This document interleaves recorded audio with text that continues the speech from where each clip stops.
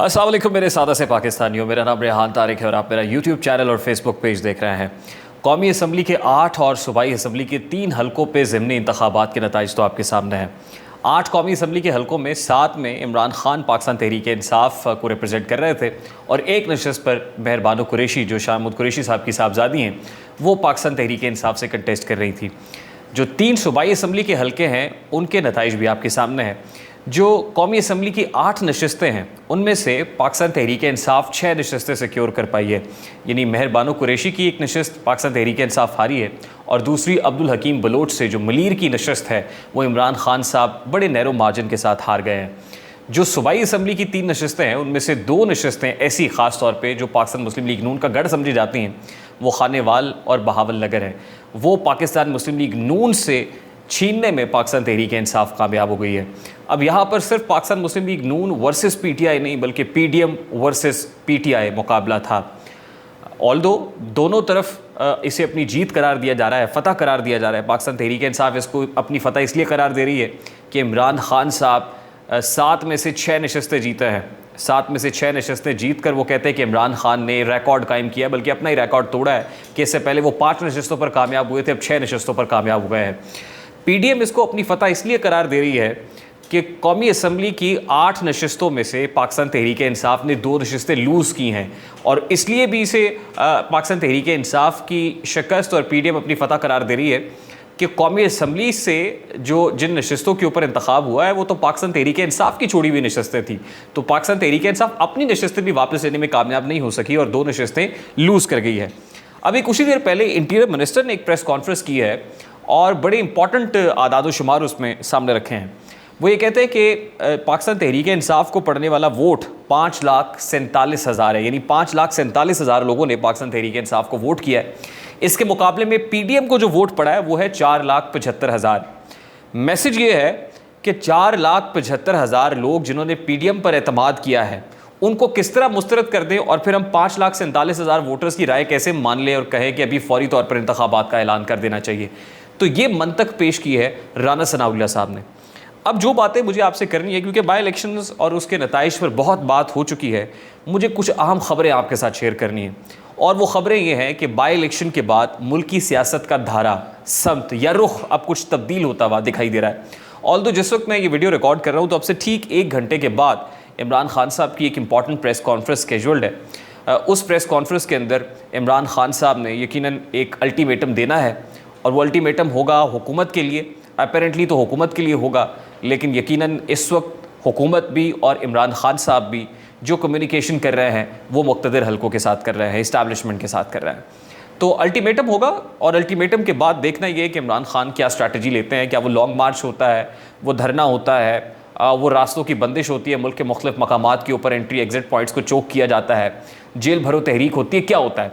लेकिन उससे पेशतर जो बात समझने की है वो ये है कि इन बाई इलेक्शंस के अंदर पाकिस्तान पीपल्स पार्टी ने तो सिक्योर किया है, 2 नशस्तें सिक्योर की हैं। अब्दुल हकीम बलोच ने ख़ास तौर पर जो इमरान खान को शिकस्त दी है वो एक बहुत बड़ी अचीवमेंट है पीपल्स पार्टी की। नून लीग ने अपनी 2 नशस्तें लूज़ की हैं पंजाब से, जो नून लीग के गढ़ के अंदर एक नकब है।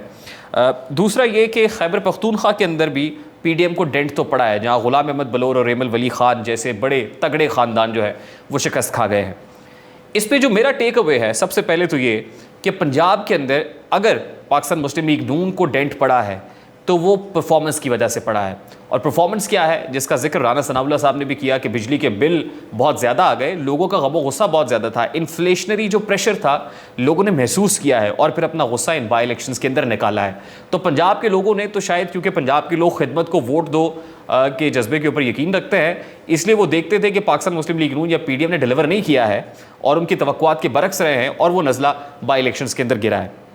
खैबर पख्तूनख्वा के लोग बड़े जज्बाती हैं और वो इस्लामी टच भी मान लेते हैं, वो एंटी अमेरिकन सेंटिमेंट को भी मानते हैं, वो ग़ुलामी नामंजूर का नारा भी बाय कर लेते हैं। इसलिए खैबर पख्तूनख्वा के जज्बाती पठान लोगों ने इमरान खान साहब की, क्योंकि पॉपुलैरिटी ग्राफ इस वक्त बहुत ऊपर है, इसलिए उन पर एतमाद का इजहार किया है। जो सिंधी हैं वो बड़े दानिशमंद लोग हैं, वो ज़्यादा जज्बाती लोग नहीं हैं, बड़े ठंडे लोग हैं, बड़े होम्योपैथिक लोग हैं। तो जो सिंधी भाई हैं उन्होंने तमाम पॉपुलर नैरेटिव्स को, नारों को बाय नहीं किया और वहाँ से पाकिस्तान पीपल्स पार्टी को अब्दुल हकीम बलोच साहब की नशस्त से ख़ास तौर पे कामयाब कराया है।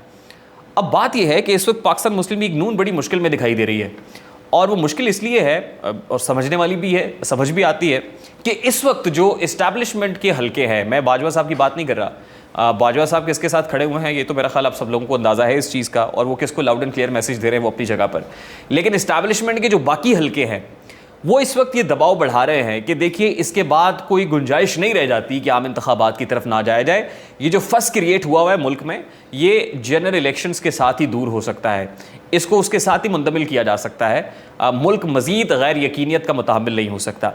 लेकिन इस वक्त पाकिस्तान मुस्लिम लीग नून के लिए इलेक्शंस का वक्त नहीं है। वो इसलिए नहीं है कि नून लीग ने अभी तक अवामी रिलीफ में कोई फ़ैसले नहीं लिए हैं। ऑल्दो इसहाक डार साहब आ गए हैं, वो वाशिंगटन में हैं, लेकिन अभी तक लोगों का गुस्सा बरकरार है।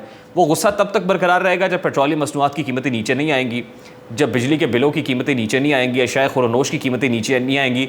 लोगों को ब्रीदिंग स्पेस जब तक नहीं मिलेगी तब तक उनका गुस्सा बरकरार रहेगा। दूसरा, पाकिस्तान मुस्लिम लीग नून के लिए अभी एक और दरिया पार करना बाकी है, और वो है नवाज शरीफ साहब के केस की सूरत में। जब तक मियां नवाज शरीफ के ऊपर केसेस क्लियर नहीं होते, वापस नहीं आते, तब तक नून लीग इस पोजीशन में नहीं होगी कि वो इलेक्शंस की तरफ जाए। और ये सारी चीज़ें इस्टेब्लिशमेंट के साथ अच्छे मरासिम और रवाबित के साथ मशरूत हैं। अब इस्टेब्लिशमेंट इस वक्त एक प्रेशर बढ़ा रही है, और वो प्रेशर ये है कि आप जनरल इलेक्शन की तरफ जाए। मैं फिर आपको कह रहा हूँ, बाजवा साहब की बात नहीं कर रहा।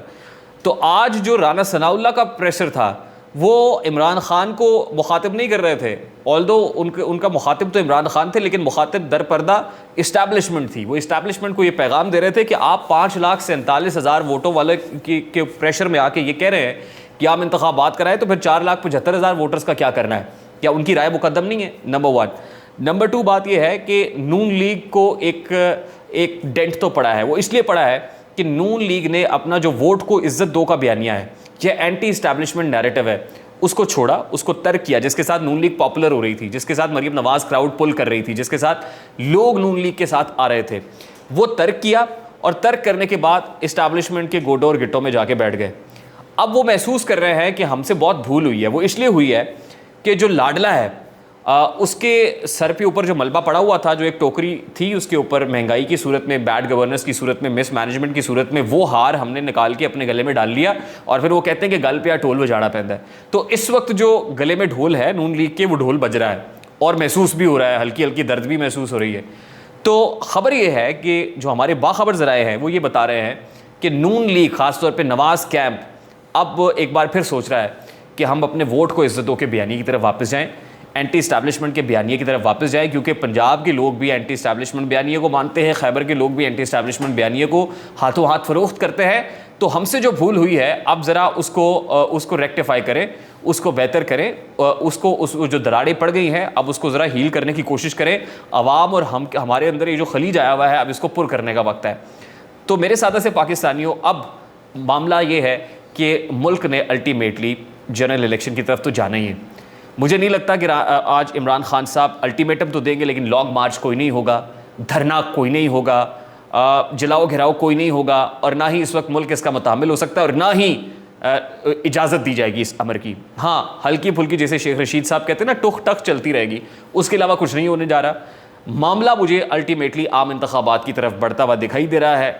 अब वक्त आन पहुँचा है कि जिसमें कंसल्टेशन भी होगी, मामलात भी तय होंगे, चीफ इलेक्शन कमिश्नर कौन होगा, रूल्स ऑफ द गेम क्या होंगे, ये तय होने का वक्त आन पहुंचा है। मुझे रेहान तारिक को इजाज़त दीजिए, अपना बहुत सारा ख्याल रखिएगा। अस्सलाम वालेकुम।